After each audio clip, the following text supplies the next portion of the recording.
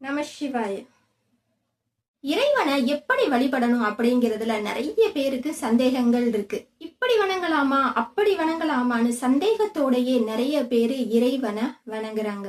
இறைவனை வணங்கும் பொழுது மனமுருகி வணங்கணும். இறைவன் கிட்ட நம்ம வேண்டுதல் வைக்கும் பொழுது என்ன மாதிரி நம்ம வேண்டுதல் வச்சா அது நிறைவேறும்னா, நம்ம மனமுருகி வேண்டுதல் வைக்கும் பொழுதுதான் அந்த வேண்டுதல் நிறைவேறும். இறைவனை யாரோ ஒருத்தர் அப்படின்னு நீங்க நினைக்க வேணாம். இறைவனை உங்களுடைய தாயாகவும் தந்தையாகவும் நினைத்து நீங்க இறைவன் கிட்ட உங்களுடைய வேண்டுதலை வைங்க.